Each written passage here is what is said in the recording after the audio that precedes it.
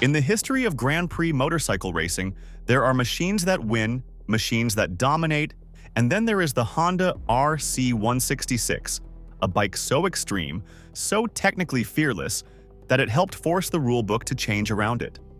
This was not just a racing motorcycle. It was Honda's answer to a brutal era when the smallest mistakes were punished, the competition was ruthless, and victory depended on how far an engineer was willing to go beyond common sense. By the time the RC166 arrived in 1966, Honda had already entered Grand Prix racing in 1959 and had become a force in the 250cc class. But Yamaha's rise in the early 1960s pushed Honda into a corner. Honda responded the way Honda often did in that era, not with compromise but with escalation. The story really begins in January 1964, when Honda started designing a new machine to reclaim the 250cc class.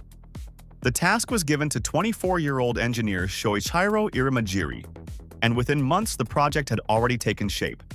Initial sketches were completed in February 1964.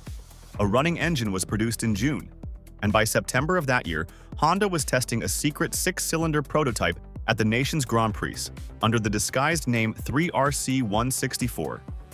To confuse rivals, it was shipped with only 4 exhaust pipes, as if Honda were simply refining its old 4-cylinder formula. But it was not an evolution of the old bike. It was a revolution hiding in plain sight. What made the RC166 special was not just the number of cylinders. It was the way those cylinders were used as a weapon. The RC166 was a 250cc inline 6 4-stroke with double overhead cams and 4 valves per cylinder, with a bore and stroke of 41mm by 31mm and a claimed output of around 60 to 62 horsepower at 18,000 revolutions per minute. The result was staggering. This tiny quarter-liter machine could exceed 241 kilometers per hour, a speed that seemed almost impossible for a 250cc motorcycle in the mid-1960s.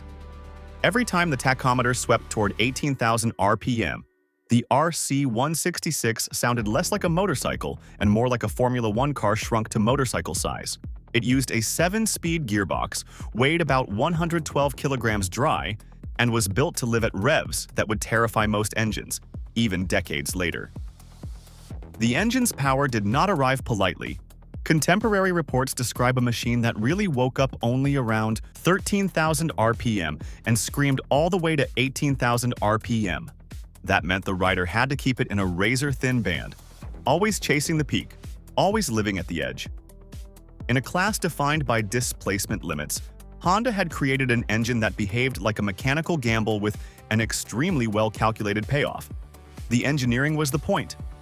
Honda had committed itself to 4-stroke racing engines, even as 2-strokes became increasingly dangerous rivals in the smaller classes.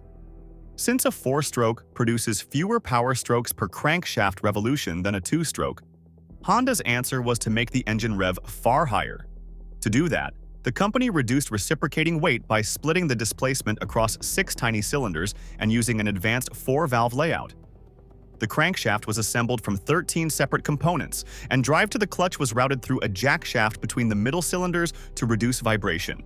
The camshafts were shaped to minimize flex, and Honda even used different valve shapes within each head to optimize flow. This was not simply more cylinders. It was precision taken to a near-obsessive level, all wrapped into an engine that was no wider than the 4-cylinder bike it replaced and narrower than Yamaha's twin. Mike Hailwood was the man chosen to tame it, and in 1966 he did exactly that. Honda updated the machine into the RC166 with a longer, stiffer frame at Hailwood's request, and the result was devastating. Hailwood won all 10 of the 250cc races he entered that season, giving Honda both the Riders' and Constructors' Championships. The 1966 Grand Prix season itself ran from May 8th to October 17th, and Hailwood's 250cc campaign became one of the clearest displays of superiority the class had ever seen. In championship terms, this was not a close fight. It was a wipeout. Against an increasingly sophisticated field, the RC166 did not merely win races, it made rivals look like they were competing in a different class altogether. Hailwood's dominance was not built on one lucky weekend or one perfect circuit. It was a season-long message. Honda had entered the 250cc world with the RC166, and the bike delivered championship-level force with surgical repeatability. The machine's record in 1966 was extraordinary enough that historians still describe it in simple, blunt terms: dominant. The bike's reputation spread far beyond one class because it symbolized something bigger than a championship. It symbolized a factory willing to turn engineering into a relentless, almost unfair advantage. Even in the wider Honda lineup, the company was chasing wins across multiple classes, and 1966 became the year Honda stamped its authority across Grand Prix racing. Then came 1967, the year the outlaw story sharpened into a rivalry. Ralph Bryans joined Hailwood on the RC166s, and Yamaha answered Honda's six-cylinder monster with a 250cc V4 of its own. The championship became a heavyweight duel between Hailwood's Honda and Phil Reed's Yamaha. At the end of the season, Hailwood and Red were tied on points, but Hailwood got the title on countback because he had 5 wins to Reed's 4. Honda also won the Constructors' title for the second year running. The message was brutal and clear.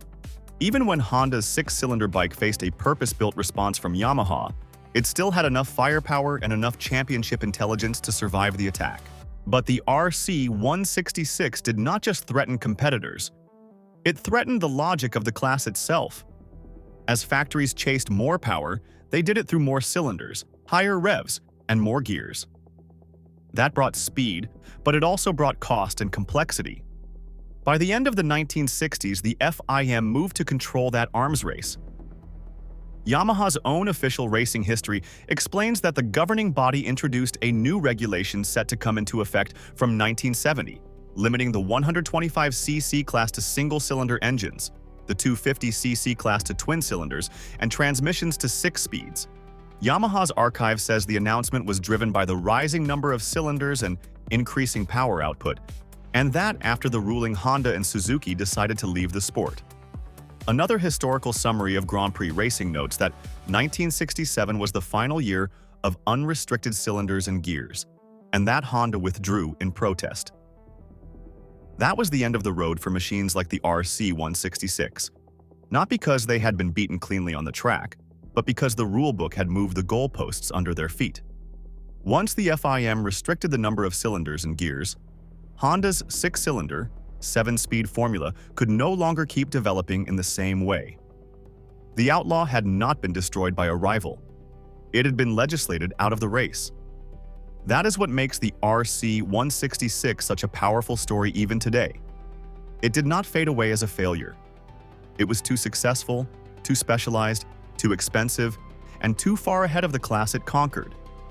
In that sense, it became a victim of its own brilliance. The aftermath only added to the legend.